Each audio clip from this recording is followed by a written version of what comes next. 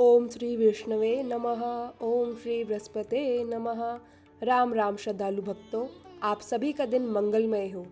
गुरुदेव बृहस्पति महाराज का आशीर्वाद आप सब पर सदा सदा के लिए बना रहे। आज है 4 सितंबर दिन गुरुवार। आज भाद्रपद मास के शुक्ल पक्ष की द्वादशी तिथि है। प्रातःकाल 11:12 तक रहेगा धनिष्ठ नक्षत्र और उसके बाद प्रारंभ होगा शतभिषा नक्षत्र।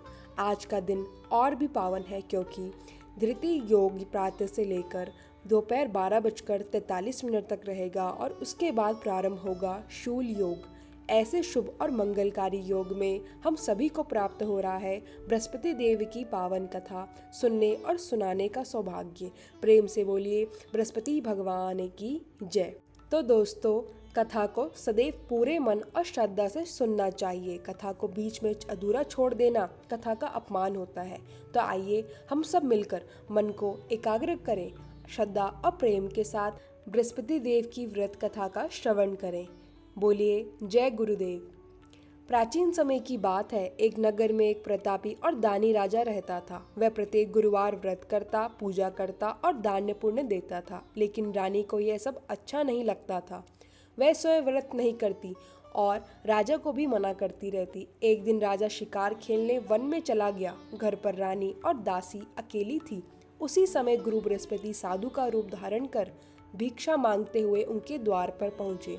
उन्होंने रानी से भिक्षा मांगी, पर रानी बोली, हे साधु महाराज, मैं इन व्रत पूजन और दान से बहुत तंग आ गई हूँ। आप कोई ऐसा उपाय बताइए जिससे यह सब धन वैभव नष्ट हो जाए।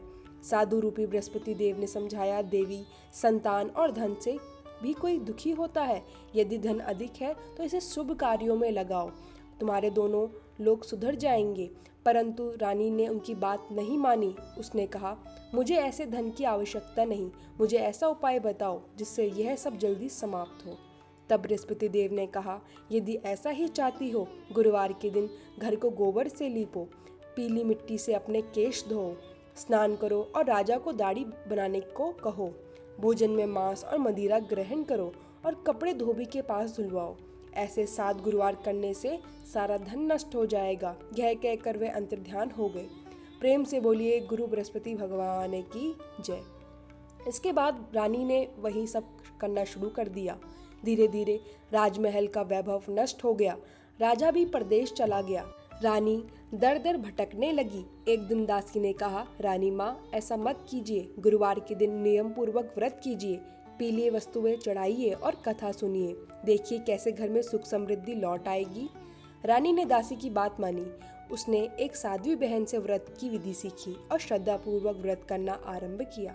धीरे धीरे उसके घर में धन्य धान्य आने लगा। राजा भी परदेश से लौट आया। दोनों ने मिलकर गुरु बृहस्पति की पूजा की और फिर कभी दरिद्रता नहीं आई। प्रेम से बोलिए बृहस्पति देव की जय।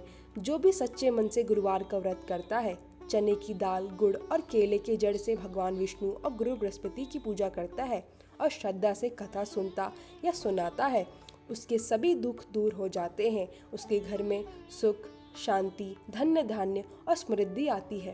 प्रेम से बोलिए जय गुरुदेव। अब चलिए आरती शुरू करते हैं।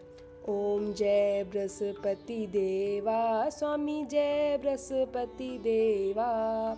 छिन्न छिन्न भोग लगाऊं, छिन्न छिन्न भोग लगाऊं, कदली फल मेवा।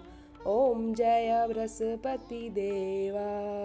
दीन दयाल दयानिधि, भक्तन हितकारी, ओ भक्तन हितकारी। पाप दोष सब हरता, पाप दोष सब हरता, भव बंधन हारी। ओम जय बृहस्पति देवा। गुरु बृहस्पति भगवान की जय। ओम श्री विष्णवे देवे नमः। ओम श्री बृहस्पति देवे नमः। राधे राधे श्याम।